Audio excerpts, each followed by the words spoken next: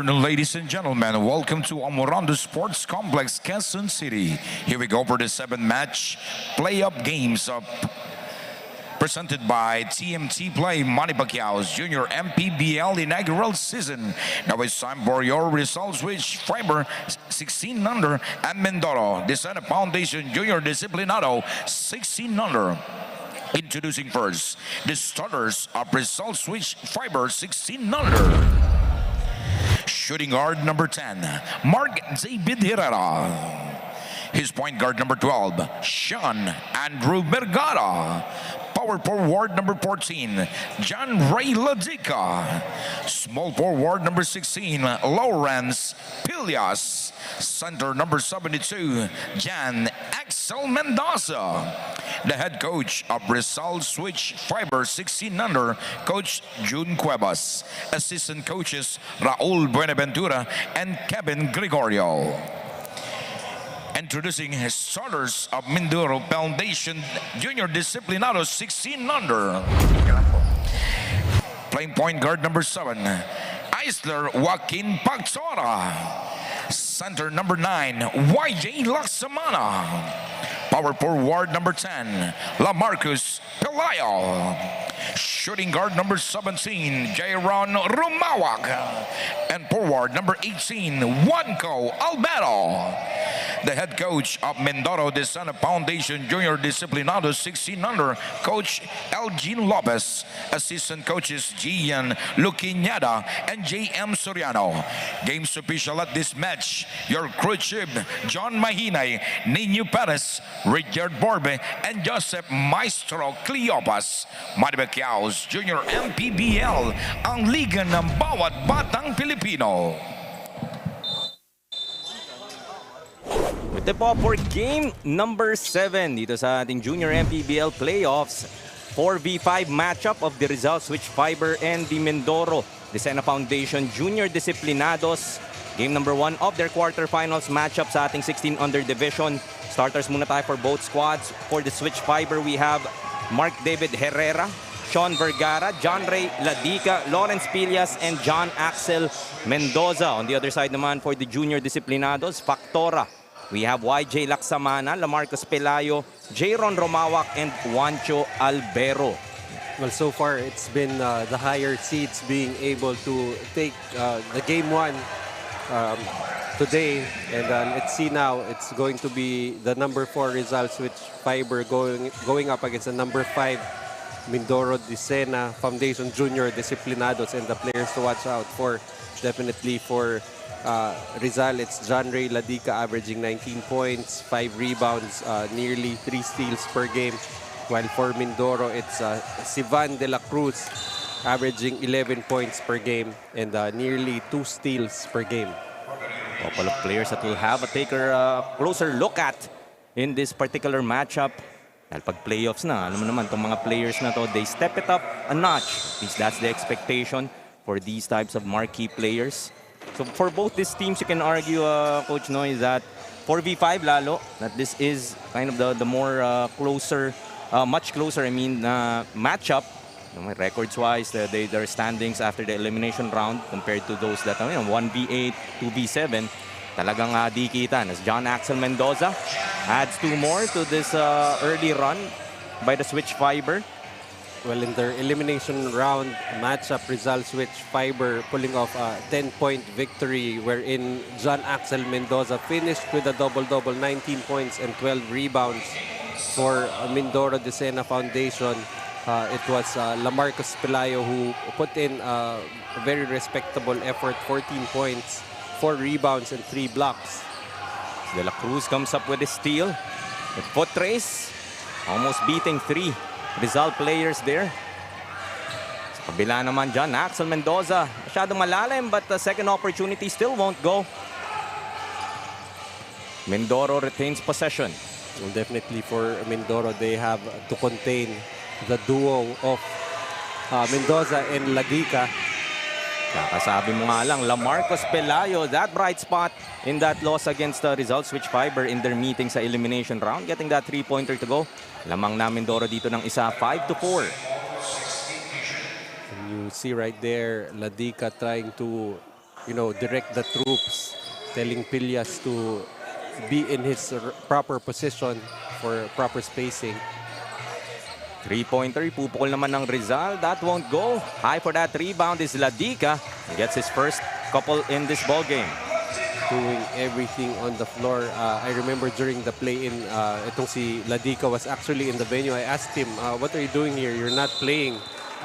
Wala lang daw sa magawa and just trying to scout the opposition. So, just the willingness of the player to do anything to gain some sort of advantage. That's very rare, I would say, na on an off day, pumunta ka sa venue in order to scout players. Hindi showing ng dedication nga nito ni John Ray Ladica to his craft. Yeah, and they're in the number 4 seed. So it's not like it's gonna be a direct competitor that he is scouting. But that's just that's the little advantages that you can get.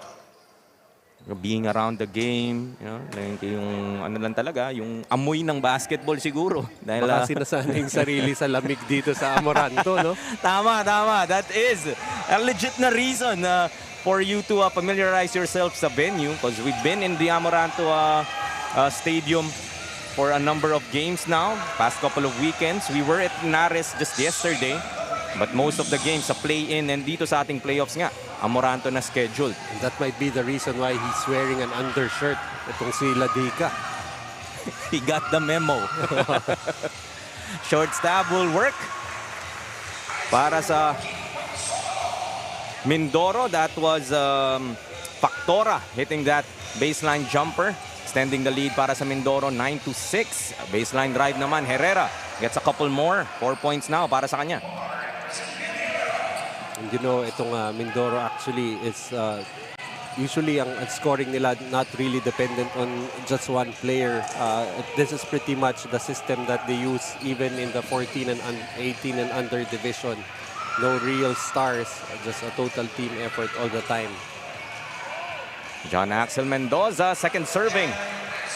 Get that basket to go. Also 4 points para sa kanya. Talagang towering over everybody. Yeah, that's pretty much the problem for all teams. John Axel Mendoza not only too big but also too fast. Missing inside was Laksamana. Saves the basketball to the right guy. Ooh, Dipsy do plus the foul. Factora. Ano naman kasi inayos pa yung buhok kasi nagulo after that move.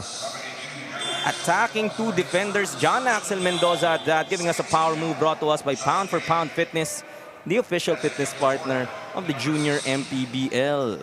Well, that's something that I haven't experienced in a long time. Fixing my hair after a basket. Hindi dahil hindi ako makashoot, It's the other thing.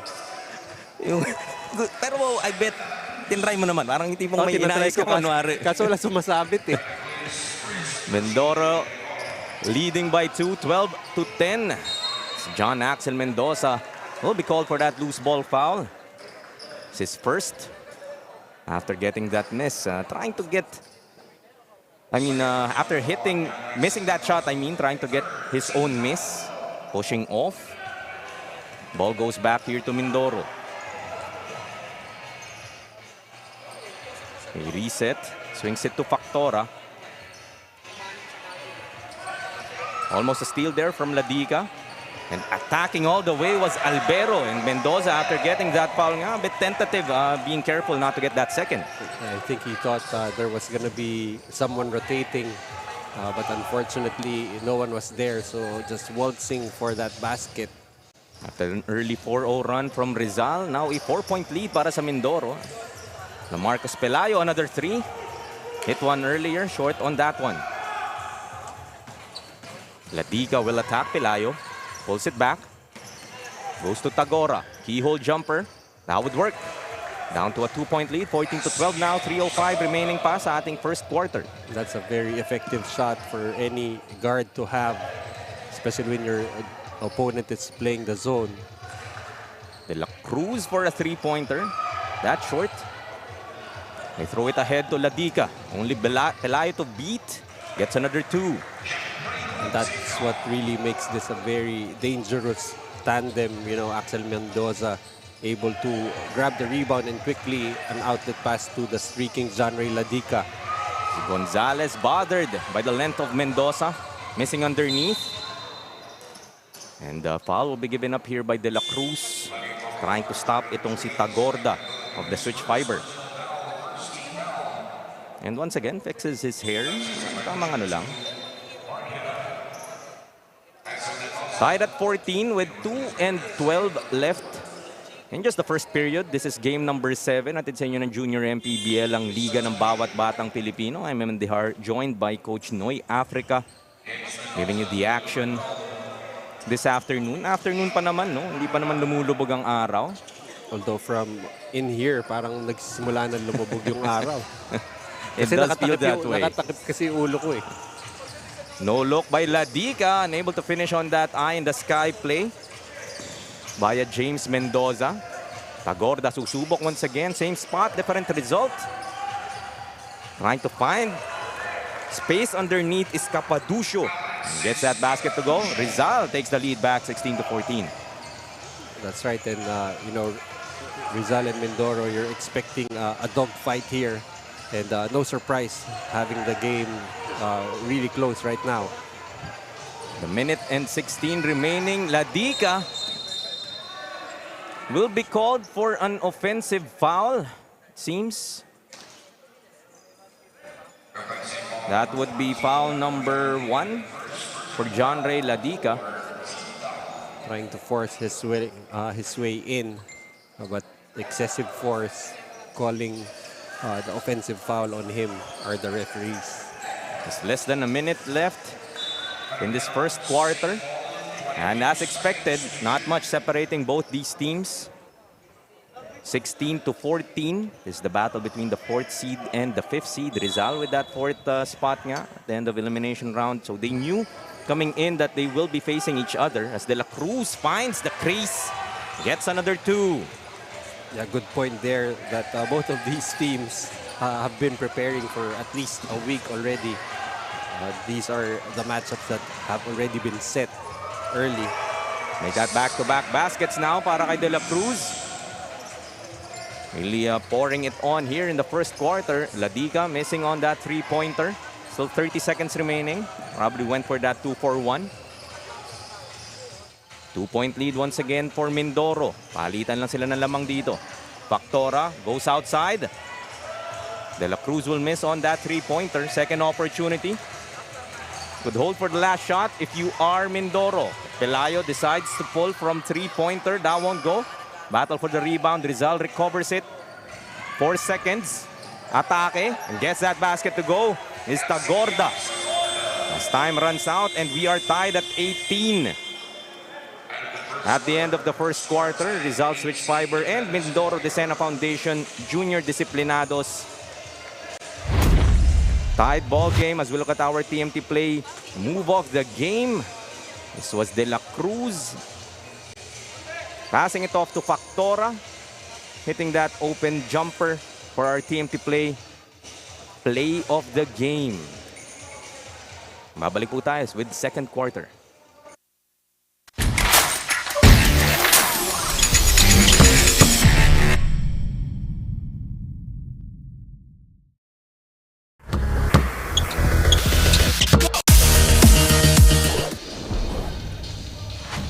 It's the face-off between the 4th and the 5th seed dito sa ating North Division, dito sa Junior MPBL. Pero para dito sa Rizal Fiber Switch, nabanggit sa akin na kanilang head coach na si Coach June Cuevas na they have to simply stick to their system since most of the players came from the Arellano University junior team. Kaya wala naman daw pagbabago dito sa kanilang team na ito.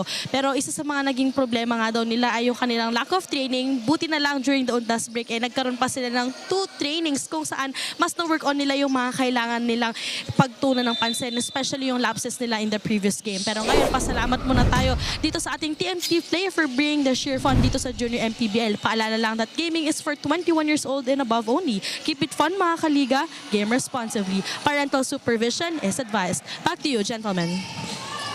Thank you. That was Daphne Cristobal with that report. And tabla nga tayo at 18 at the end of that first quarter. Mindoro and Rizal figuring on this tightly contested ball game. Francisco from the corner. Able to hit that three. Short on that jumper, but Gonzalez giving another opportunity para sa Mindoro and will get to the line for a couple. Good effort there by Gonzalez, crashing the board. He was out of position. Hindi siya na box out nga lang nung defender niya. That's why he was able to get that offensive rebound. Free throws, not much for both teams so far. Talagang from the field sila nag-produce, especially in that first quarter. Tied at 42% shooting. Parehong kapanan, and no surprises there, I guess. Palitan lang din sila ng lamang during that first quarter, and tabla nga tayo at 18 after 10 minutes. Charity split. 1-point lead. Balik sa Mindoro ang kalamangan. Go to Tagorda once again. Spinning in the lane. Ball is stolen. Reset is Mindoro dito.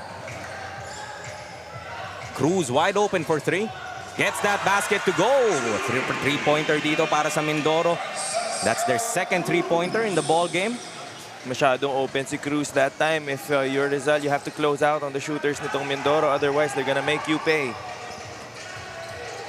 Francisco Cruz para dito sa Mindoro Junior Disciplinados. Foul will be whistled here against Mindoro. Foul will be called against Kaiser Francisco.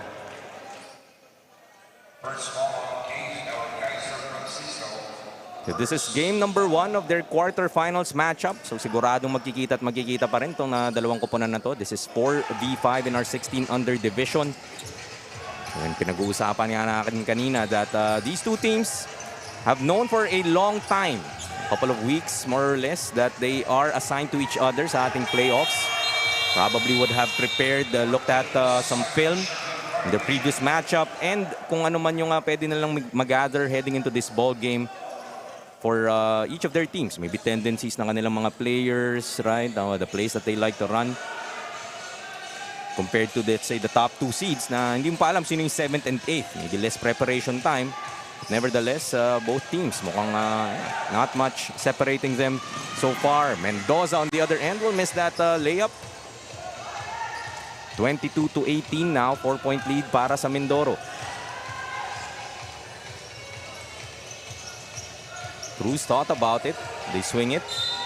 And traveling will be whistled here against Francisco. Ganda ng defense that time by Rizal, not allowing Mindoro to penetrate the paint. Natawagan sila ng traveling doon. Rizal has another opportunity. Bring this lead down. Still scoreless here in the second quarter so far. Ramos. Go to an open three-pointer. That would miss para kay Capaducio. But ball will go back to the switch fiber as Romawak will lose it on the sideline. John Axel Mendoza back in this ball game for the switch fiber. Dominated a lot in that first quarter nga. Was their main option. Using his height and length. Spilias gets a three-pointer. The first three-pointer para sa Rizal switch fiber. Maybe that opens up a lot more para sa kanila. Down to a 1-point lead, 22-21. Still in favor of Mindoro. And iniba na din ng Rizal yung depensa nila, no? They're pressuring more dito sa backcourt, trying to force some turnovers sa Mindoro. As Cruz, same spot, same result. Second three-pointer for this kid.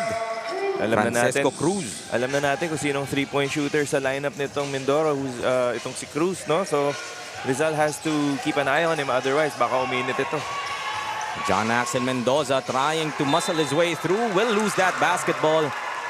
The Junior Disciplinados will regain possession.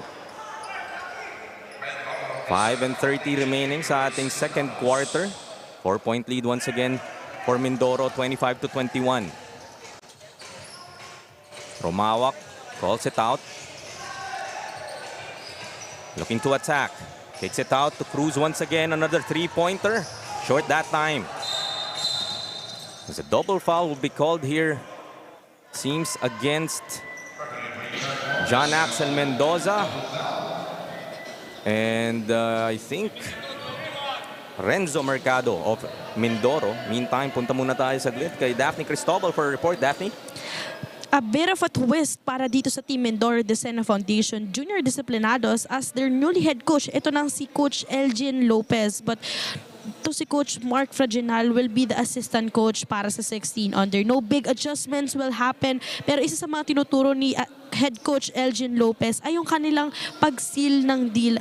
Dapat all throughout the quarter, very consistent, and they really have to end the game on a high note. Pero tingnan natin kung makikita natin yan sa larong ito.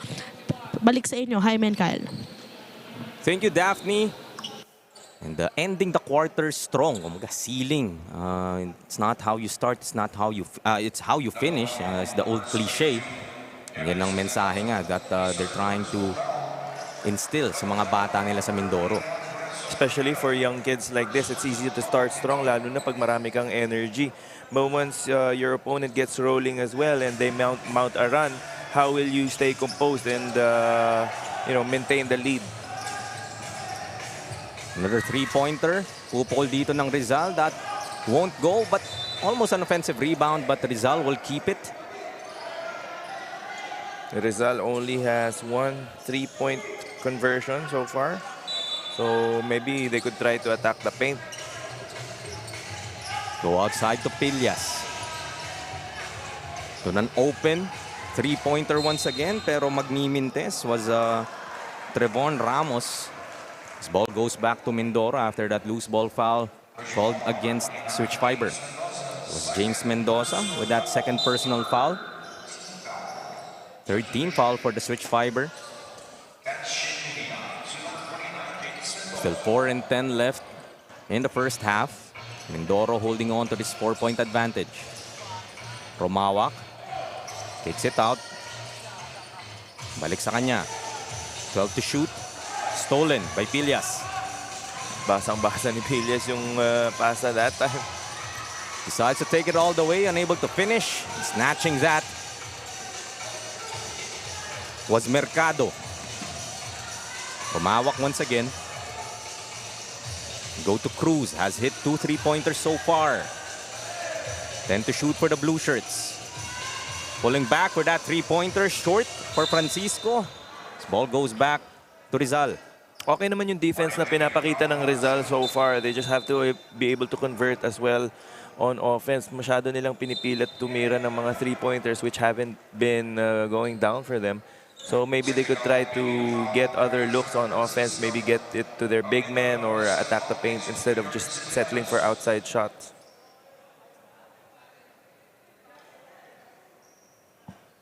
Officials trying to sort things out here. Seems that there was a technical foul called against Mindoro's bench.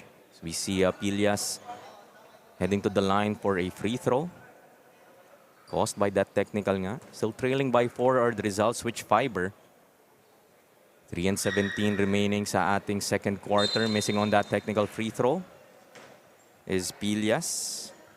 Lawrence Pillas para sa results, Switch Fiber. One of the guys na inaasahan nga na dito on top of John Axel Mendoza and John Ray Ladica. We haven't seen Ladica back on the floor just yet as Pillas this time. Hindi naman ako pinahiya. Sabi ko siya inaasahan dito, attacking the hoop, giving us that power move brought to us by Pound for Pound Fitness, the official fitness partner of the Junior MPBL. Namintis niya yung technical free throw but bawing-bawi naman with that end one and maybe he'll make this other free throw. May adjustment and yung kanyang mindset. Yes, I missed that free throw and parang frustrated nga siya after that free throw miss. Making sure he redeems himself. Just a 1-point lead now for the Junior Disciplinados, 25-24 with 3:05 left in the second.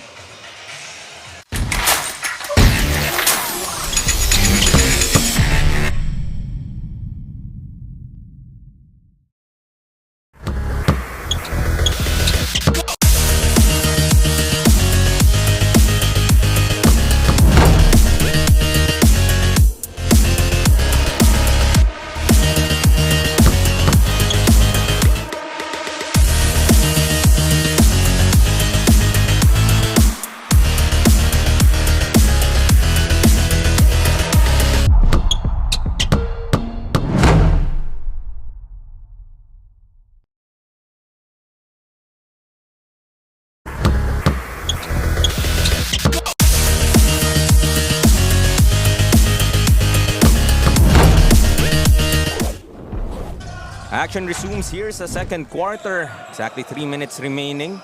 This 16-under matchup between the 4th seed Rizal Switch Fiber and the 5th seed Mindoro Junior Disciplinados.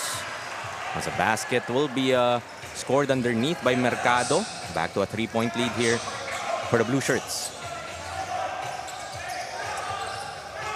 Silno Ladica para sa Switch Fiber as Ramos' shot is blocked by Francisco.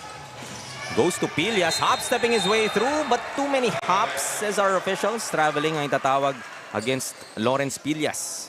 Again, no, once you take off and make that hop step, you can't land on the same foot you took off with. That's an obvious traveling there. Romawak loses that basketball. Agawan ng bola. Rizal will get it. Counter steal here for Mindoro. This is Mercado leading the break. Lilipad but blocked. Emphatic block coming from Pilias. Talagang parang may sama ng loob, no? Oo, kitang-kita mo, may konting gigil, may pagkagat pa ng labi. Yung pag-block nito ni Pilias. And I would be hyped as well, no? After getting that big block. Hopefully it ignites things for the Switch Fiber. Still trailing by 3. Short on that corner 3. Too deep was Mercado. Just a minute and a half left in our first half. They go to John Axel Mendoza. And tingnan mo naman yung attention na nakukuha nito ni John Axel Mendoza. Able to elude those two defenders. Gets that foul. And will go to the line for 2. That's really, I mean, I can't fault them. John Axel Mendoza is the marquee player for Rizal Switch Fiber. This guy is averaging a double-double in the tournament so far. 16 points and 10 boards. It's wise for you to really keep this guy in check. Very long and lanky, no? Itong si John Axel Mendoza, very good body type para sa isang basketball player. He looks like he can play a tweener between a small forward and power forward position. Kung ma-develop niya yung ball handling niya, he could really develop into something special. Itong si John Axel Mendoza. So parang at this age, by default, sentro ka kasi ikaw nga yung pinaka-matangkad.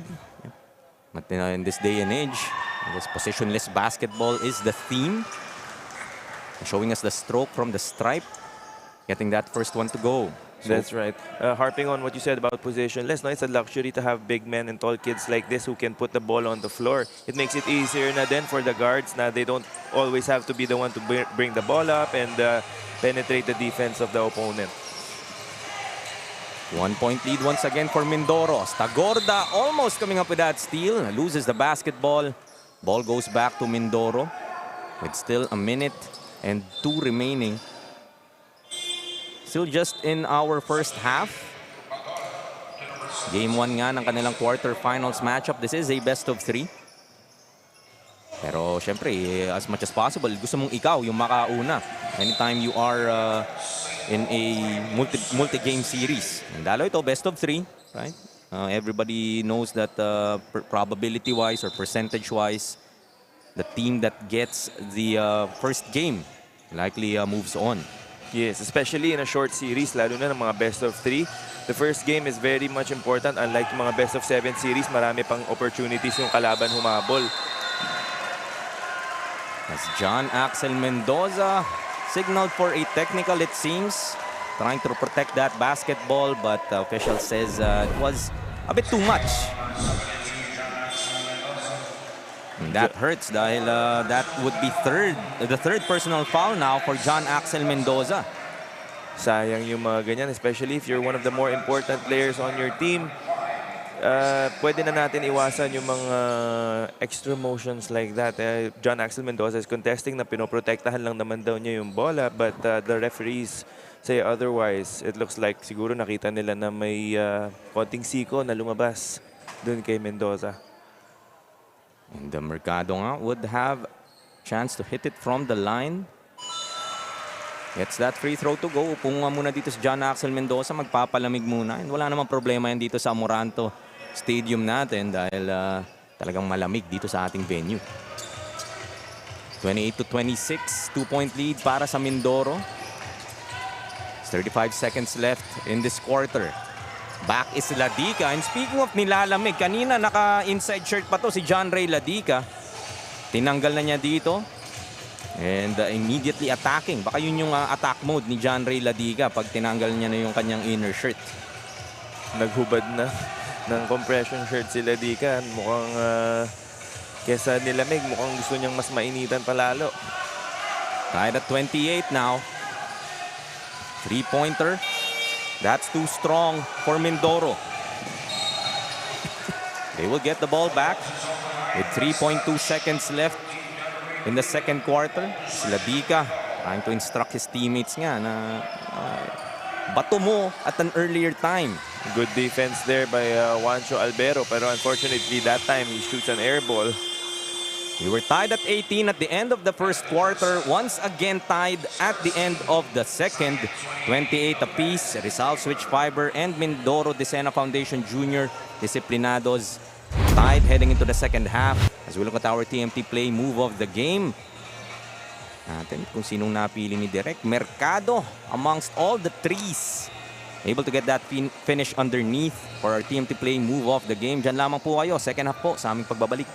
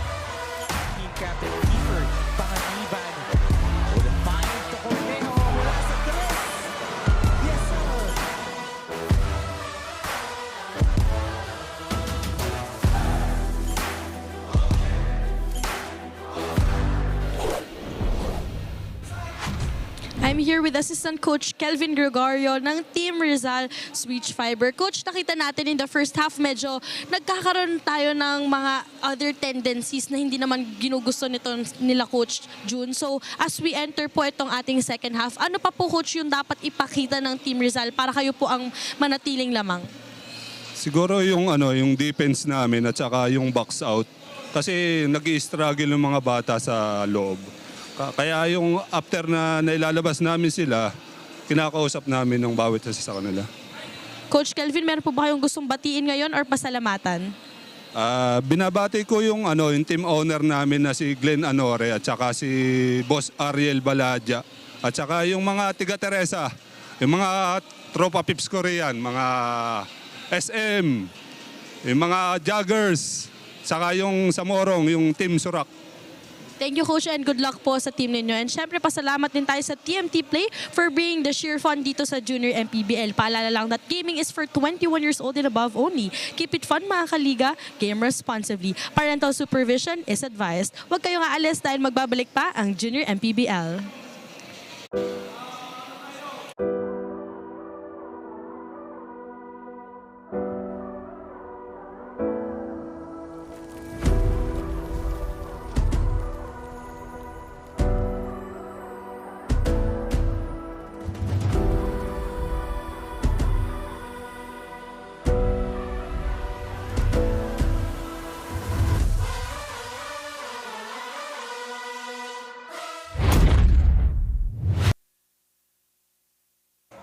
Few moments before we resume our second half of action between the Rizal Switch Fiber and the Mindoro Decena Foundation Junior Disciplinados.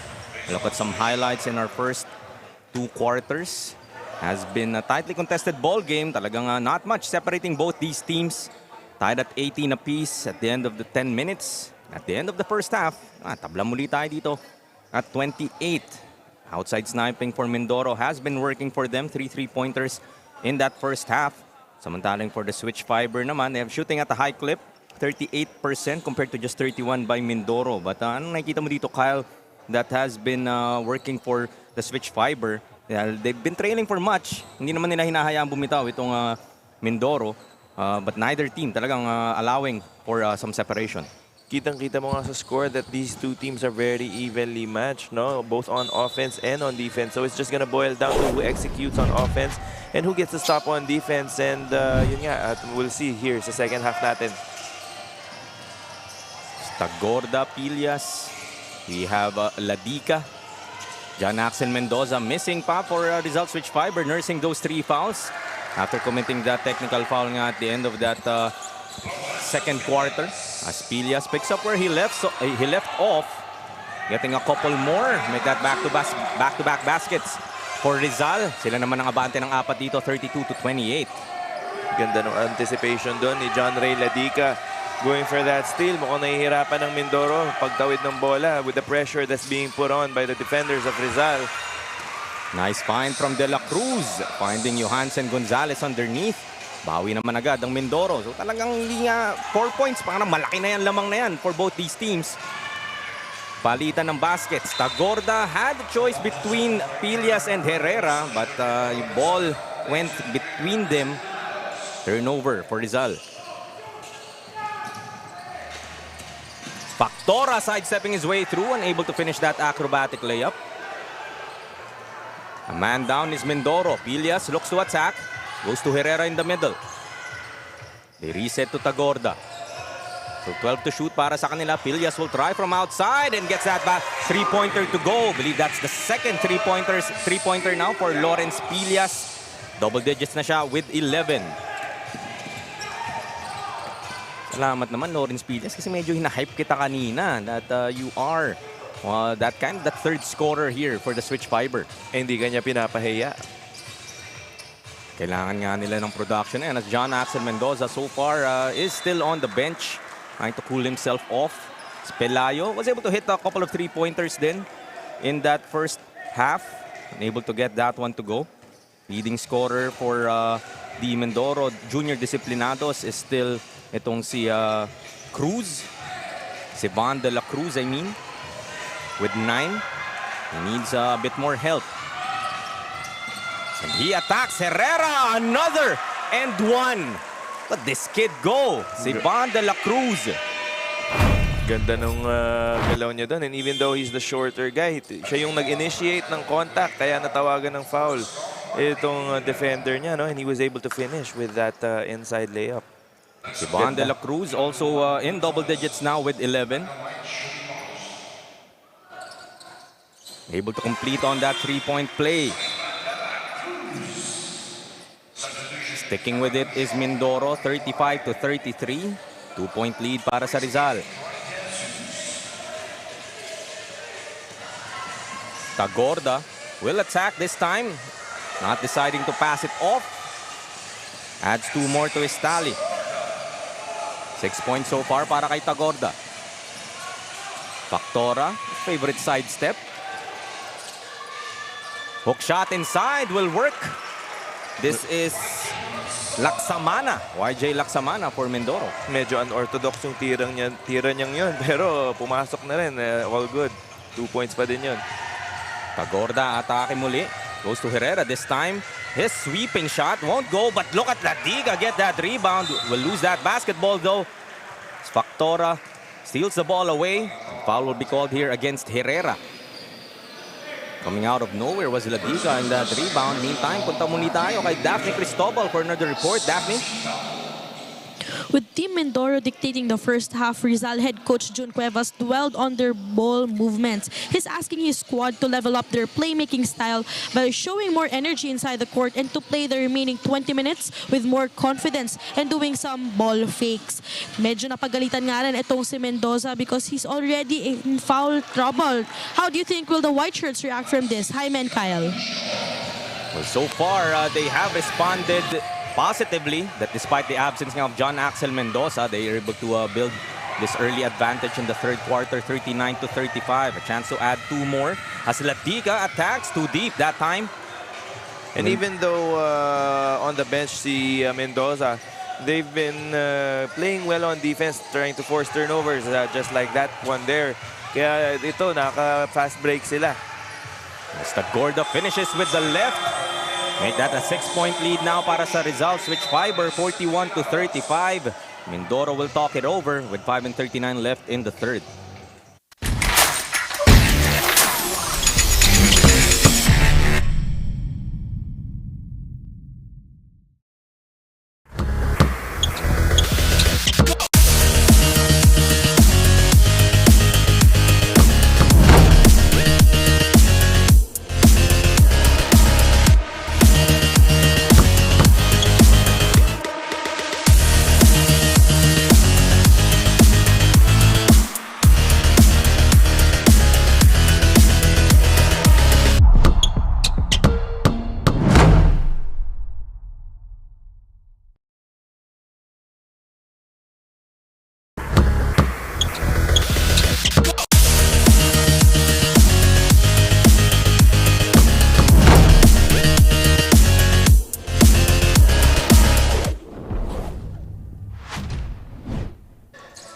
Back to the action here mula sa Amoranto Arena in Quezon City. Jaime Mendihar joined by Cal Sanchez. Bring you the action live for this 16-under matchup. The Rizal, Switch Fiber, and the Mindoro Decena Foundation Junior Disciplinados. Mindoro nga trailing by 6, 41-35. Off that timeout was a turnover. Pretty sure Coach Elgin won't be happy with that one. Ang ganda ng full court press na 1-3-1. Full court press na ginagawa ng Rizal. Nahihirapan ng Mindoro para lang itawid yung bola. Mendoza is kicked out to Herrera, a bit off. Turnover din naman dito sa Rizal. Turnover story natin so far, that is 15 for the Switch Fiber, while Mindoro has 13 to their logo. Pressure once again from Rizal. Albero gets the ball back. They swing it. De La Cruz will try to create. Gets a foul. So Sivan De La Cruz really is carrying itong scoring load for Mindoro so far. He has 12. But next scorer sa kanya is Francisco Cruz with 6. So a couple of players need to step up as well.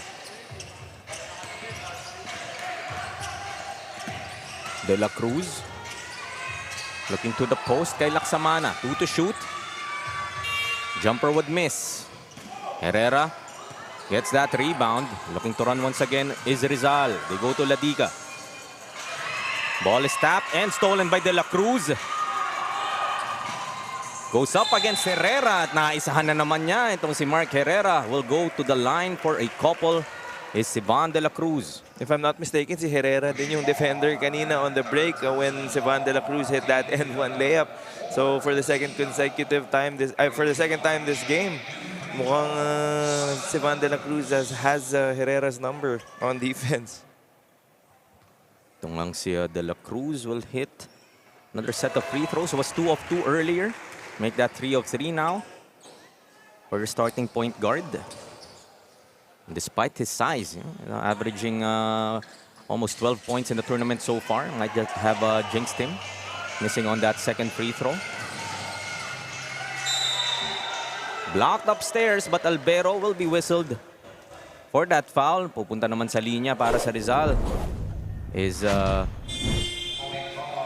Sean Vergara. Clean up top, but it looks like Juancho got him with the body. Itong si Juancho Albero, I met this kid when he was, nasa bewang ko pa lang to. Now he's taller than me. Grabe, tumatanda na talaga ako. Ano ba yung mga kinakain ng mga bata, no? That the growth spurt is really, I mean, 14, 16, and 18 under pinapanood natin. Particularly this matchup, 16 and under. But you can fool me kung sabihin mo sa akin na these kids are not 16 and under. Exactly. Grabe na yung generation ngayon. Sobrang tatangkad na ng mga bata ngayon. Very athletic and very skilled as well. Now a 7-point lead para sa Switch Fiber, 43-36. Albero will try from outside, missing on that three-pointer. So 3 and 12 remaining in our third quarter. Go to Ladiga. Kick out to Vergara for 3. Ano naman yun, no? Ang ganda na nung close out. Ito ni Kudiamat. But Vargas still able to hit that three-pointer.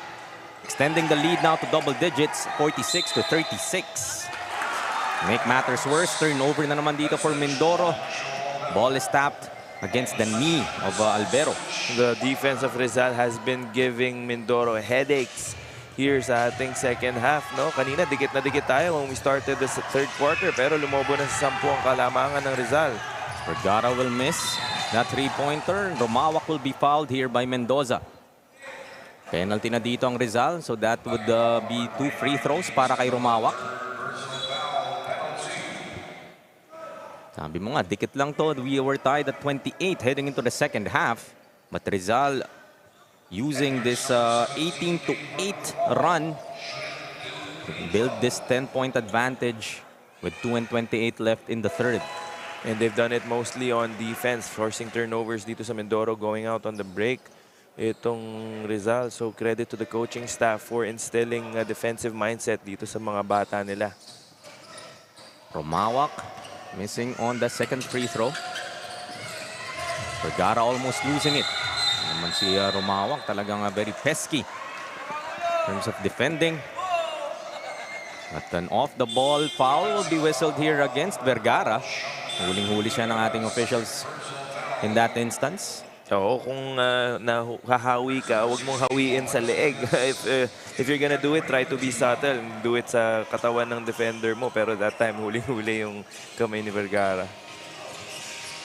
Until under 2 minutes left in our third quarter. Mindoro nga would like to bring this lead down, and Romawak with that three-pointer would be a good start.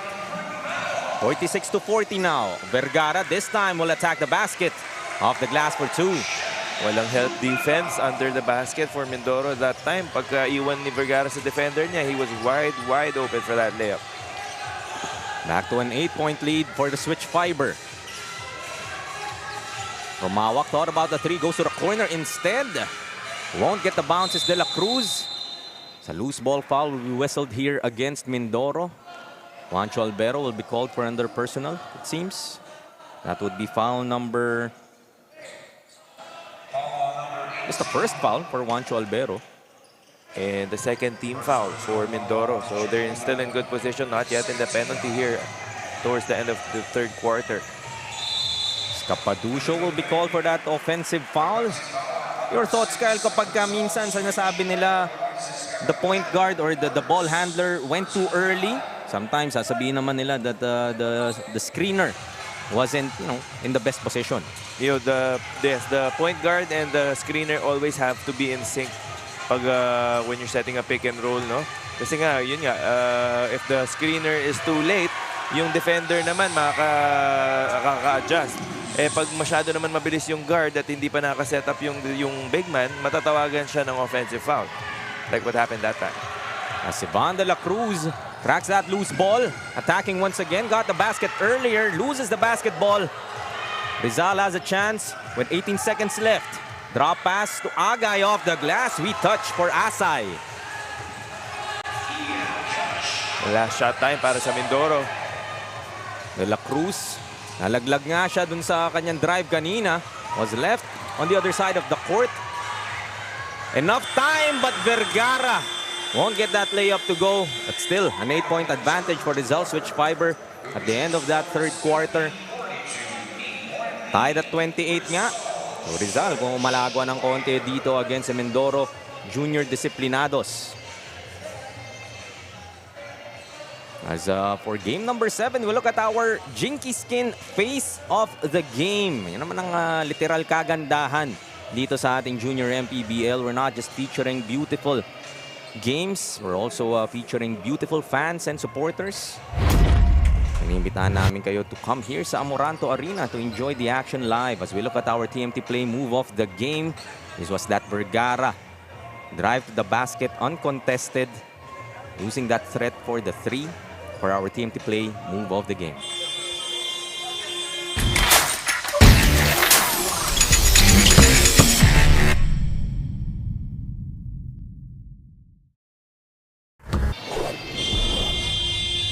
I'm here with Assistant Coach Kim Gonzalez ng Team Mindoro. Coach, nakita naman natin medyo problemado tayo in the first hanggang third quarter.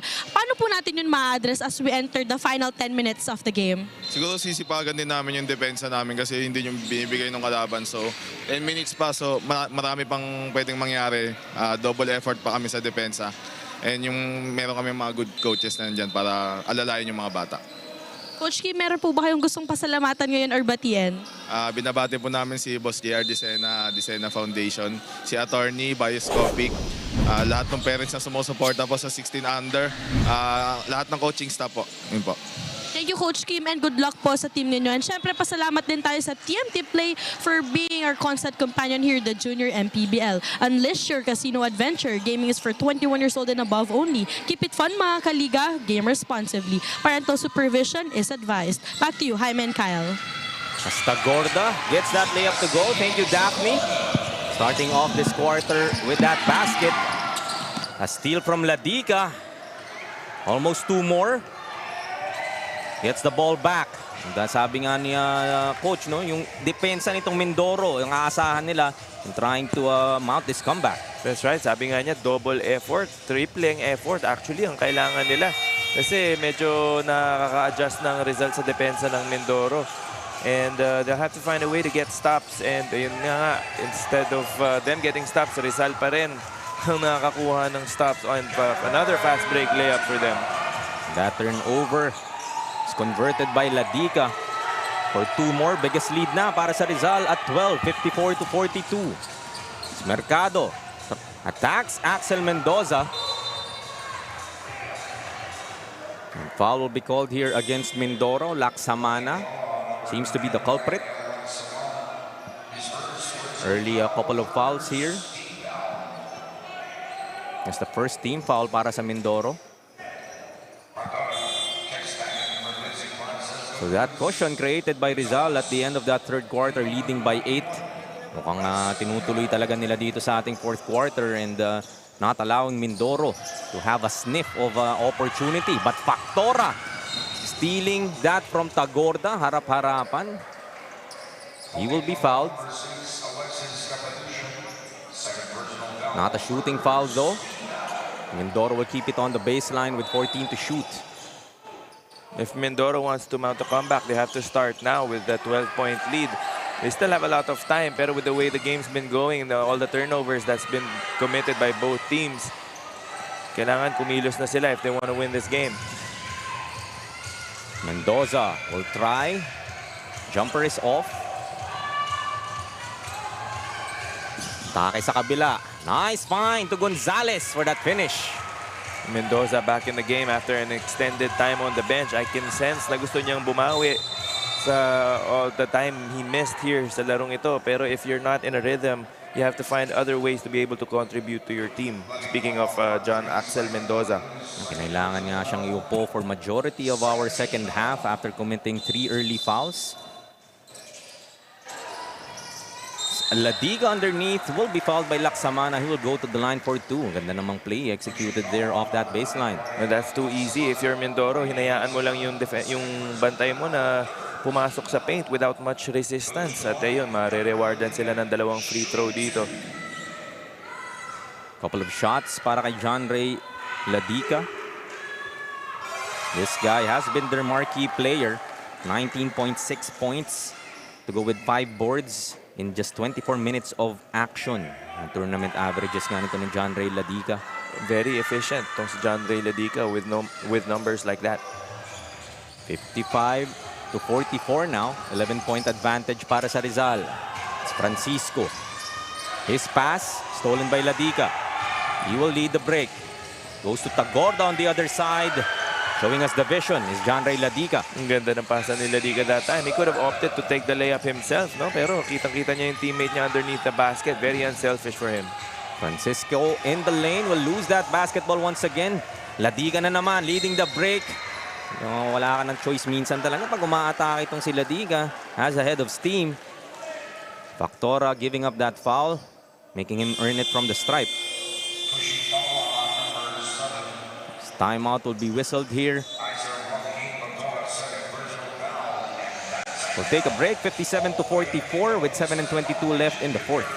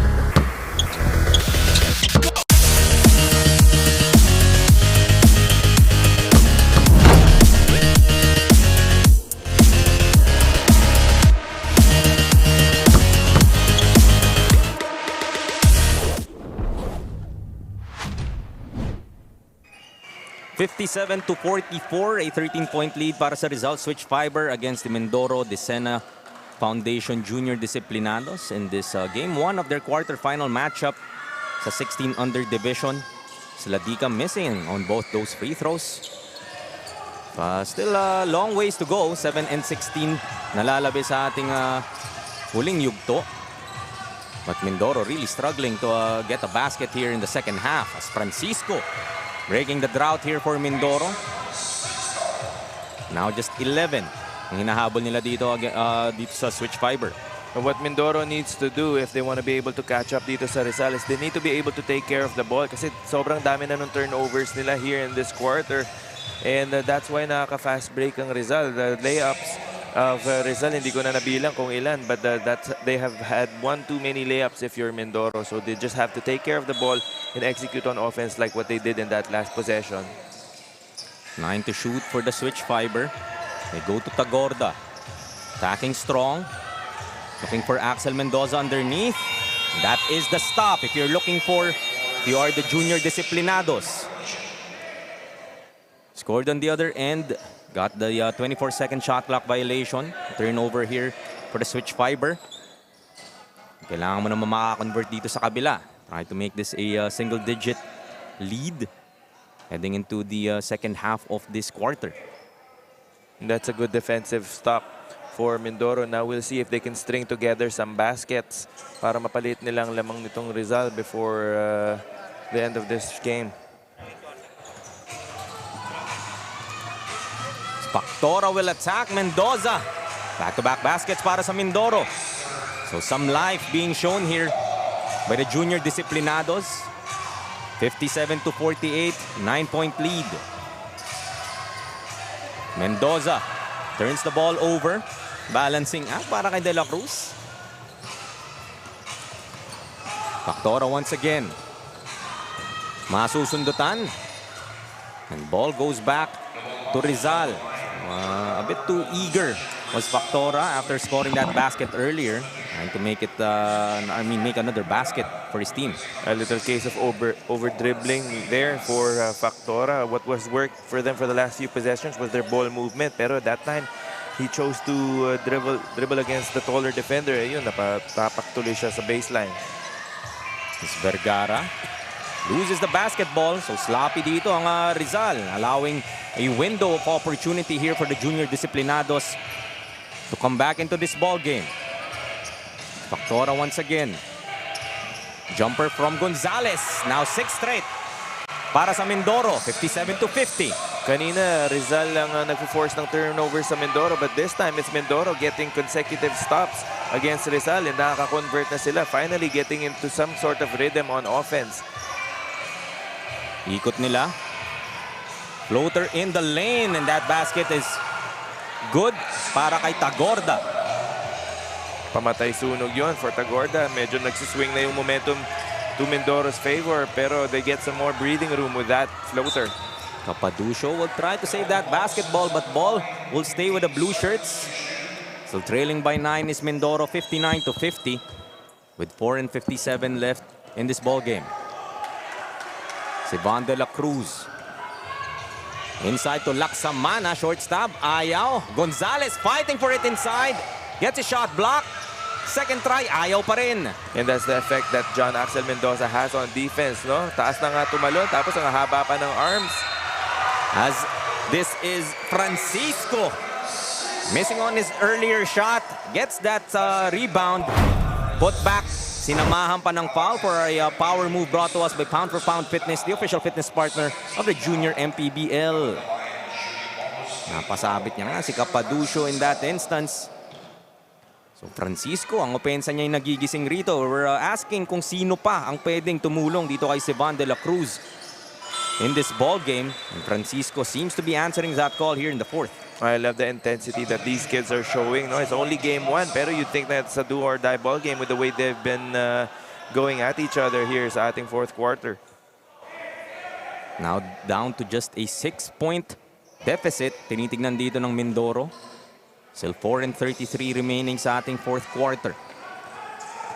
Rizal trying to execute from the half, but ball stolen by Factora. In the head is De La Cruz. Takes it all the way. Apat na lang, hinahabol nila dito. That's right. Don't look now. Mindoro is slowly creeping up on Rizal. And Rizal nga tatawag ng timeout dito. Still leading by 4 with 4:24 left in the quarter.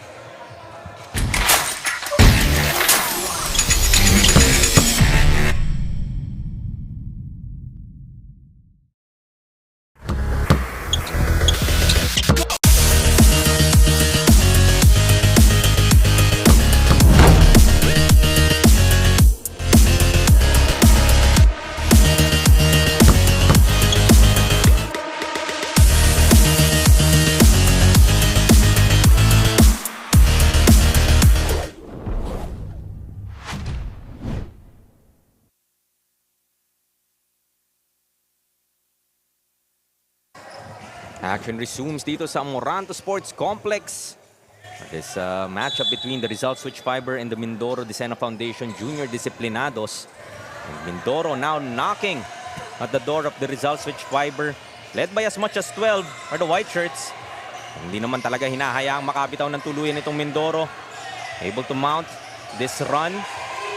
Now just a 4-point leader looking at. No, just when we thought Rizal was running away with the ball game, ito ng Mindoro. But sayang yung layup na yun para kay De La Cruz. Able to convert is Mindoro in that instance. But this combo of Factora and De La Cruz really posing problems sa backcourt of Rizal Switch Fiber. Anticipating those passing lanes, coming up with those steals. Ang bad news nga lang dito sa Mindoro, penalty na sila. And that loose ball foul will mean free throws for John Axel Mendoza. Gets the first to go. Sabi nga natin si John Axel Mendoza, matagal inupo in the third quarter and maybe the rhythm was affected. So if he hits, sees the ball go inside the basket through his free throws, and baka dun din magising ulit. Oh, John Axel Mendoza making up for lost time with those crucial free throws that he just hit. Able to make this a 6-point lead once again para sa Rizal. De La Cruz attacks once again. Dipsy Du won't get that layup to go. Sayang yun. That's the second consecutive missed layup para kay De La Cruz, and Rizal doesn't miss sa mga layup nila. Another transition basket here for Rizal, courtesy of Vergara. Balik sa 8 kalamangan. Nice pass to Mercado. Beautiful find coming from Francisco. Even the crowd of itong Mindoro starting to make some noise. They're sensing a comeback. Vergara from outside gets that three-pointer. Dousing water once again to the fire na binubuo nitong Mindoro. Fans naman ng Rizal ang nag-iingay. Factora will miss. Pass ahead to Capaducio. And will able to get that bounce. And just like that, back to an 11-point lead for the Switch Fiber. And that's the third consecutive layup missed by the guards nitong Mindoro. No, sayang nakaka-penetrate na sila sa paint, pero credit na rin kay John Axel Mendoza being there to deflect or at least intimidate the guards of Rizal. Kick it out to De La Cruz. Mindoro. 5 to shoot, spinning in the lane, pulling up, short. Depensa ni De La Cruz dito has been checked, though he has 17. in this ball game so far. Ladica a bit too careless, losing that basketball. Ball goes back to Mindoro with 2:14 remaining in our fourth quarter. So one final run ang gustong i-set up dito ng Junior Disciplinados. They were able to bring it down to as low as 4. Three-pointer from Mercado is off. Ladica with a long rebound, and he will run it against two blue shirts. Unable to finish. De La Cruz gets the rebound. They have a 3-on-2. Bibitin na naman, unable to finish that layup. Offensive rebound. Nope. Vergara gets it for Rizal. Hanggang kanilang bench nga asking them to slow it down. They could afford to milk as much clock as they could. Leading by 9. We all know we need a breather. Talagang balikan dito ang both teams. Stagorda to be fouled here by Factora, and penalty na nga ang Mindoro dito. So 2 free throws coming up para kay Tagorda. So Ezekiel Tagorda in this ball game, 14 points and 4 assists. Chipping in for the Switch Fiber squad.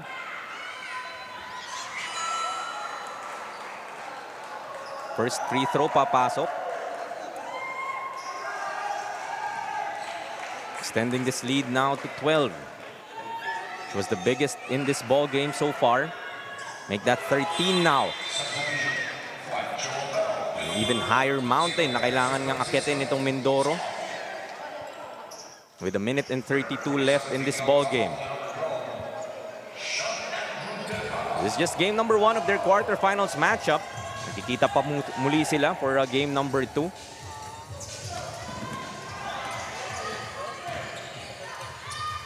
Drop pass, that would work para kay Gonzalez. Back to an 11-point lead still. Rizal, as expected, will slow it down. Tagorda, pass to Ladica. Gets that finish. Add 2 more para kay John Ray Ladica with 13. So not the usual numbers coming from John Ray Ladica, but it has been the other players nga picking up the slack. John Axel Mendoza even nursing those early fouls. So the other players for Rizal really had to step it up. It was Pilias earlier. Ngayon naman, Tagorda able to get himself in the scoring column. And that layup gives him 18. Extending this lead to their biggest in this ball game, 74-59. 15 points with 56 and a half remaining in this ball game. If you're Mindoro, even though Rizal is definitely gonna win this ball game, what you can take away from here are yung defensive stock that they were able to get here in the second half. They know that they can hang with Rizal. It's just up to them if they're going to be able to take care of the ball and execute on offense. So we'll see if they'll be able to adjust come game 2. Yung window nga na yun, no? The beginning of the fourth quarter was a bright spot para to sa Mindoro. Yung 6-0 run na natahi nila, causing those turnovers and leaking out on the other end via Factora and itong ang Sisiban de la Cruz. Something that they can take away as a positive note. Kasi si Rizal ang karaniwan nagpo-force ng turnovers dito sa Mindoro. But there was a time that Rizal naman ang nahirapang magtawid. 74-59. Mercado goes underneath to Gonzalez. Kick out to Albero for that corner 3. Will miss. Ladica gets it to Mendoza, but too many steps will be called against him. Ball goes back to the blue shirts. For those just tuning in, this is just game number 7 natin sa inyo ng ating Junior MPBL, ang liga ng bawat batang Pilipino. We still have 2 more games this evening. Quarterfinals matchups din yan. Very important implications in terms of our playoff picture. All game 1s. And so far, yung mga higher seeds talaga ay nakakakuha ng victories in this game day. Showing us why they are indeed positioned at a higher seed itong mga ibang koponan natin, no? With the way they performed during the elimination round, and now they're proving it here sa ating playoffs. So foul will be whistled here against Rizal. They're still not in the penalty, just their 3rd team foul for the Switch Fiber. 24.7 seconds left in this ball game.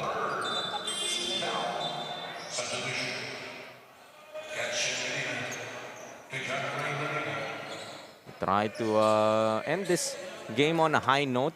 If you are Mindoro, this is an impending loss para sa'yo. If you're able to execute here, maybe something that you can carry over to game number 2. So foul once again will be whistled here against Rizal. Talam ang mapipituhan. Talagang kahit sure win na for Rizal, they're still defending very aggressively here sa ating final possession. Albero, maalat din siya from outside. Papaducio gets that rebound. Will be fouled underneath. Have a chance to get a couple of points here from the free throw line. 6 points, 5 rebounds, and 3 assists para kay Alexis Capaducio in this ball game.